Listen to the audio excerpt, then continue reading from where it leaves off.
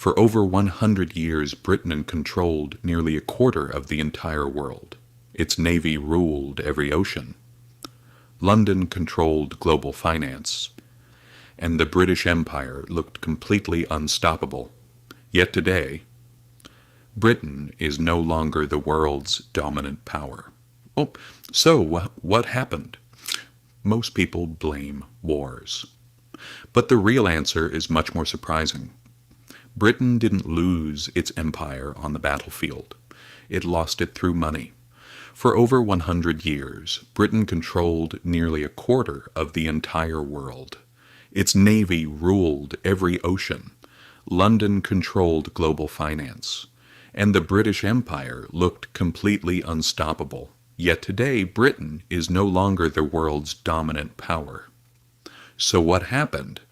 Most people blame wars.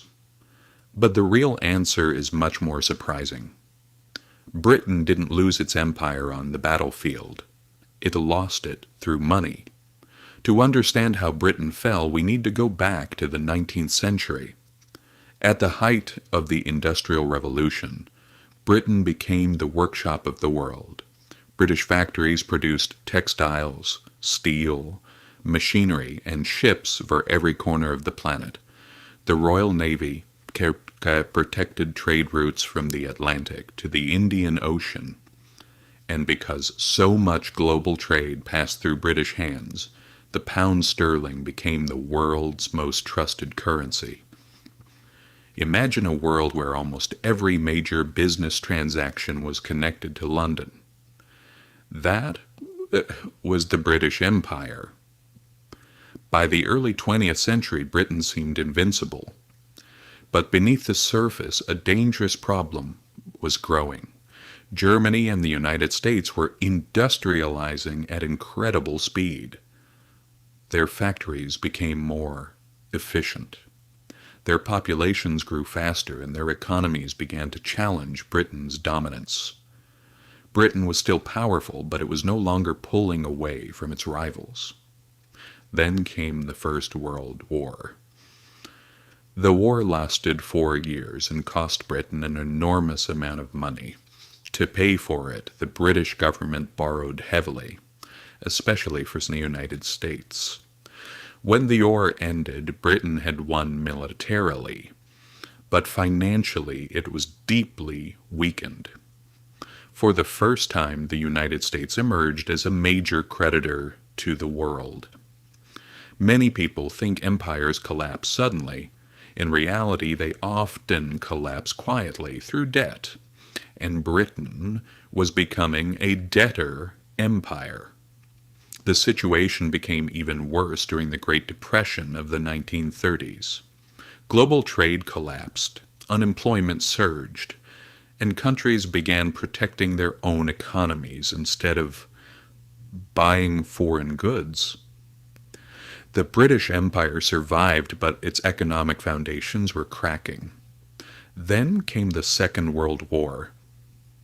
This was the turning point. Britain fought with extraordinary determination. But the financial cost was staggering. By 1945, the country was exhausted. Its industries were damaged, its reserves were depleted, and its debts had exploded. Meanwhile, the United States had become the world's largest economy. And then something happened that changed global power forever. In 1944, representatives from Allied nations met in a small town called Bretton Woods. They designed a new international financial system. Under this system, the U.S. dollar became the center of global finance. For decades, the pound sterling had been the world's reserve currency. Now that role was passing to the dollar. This was not just a symbolic change. It meant that international trade, global reserves, and financial power increasingly revolved around the United States instead of Britain. The empire was losing its economic heart. Over the next few decades, Britain began withdrawing from many of its colonies. India became independent in 1947. African colonies followed. One by one, the territories that had once formed the largest empire in history moved toward independence. Some historians focus on nationalism or anti-colonial movements. Those factors were important. But Britain also faced a simple economic reality. Maintaining a global empire had become too expensive.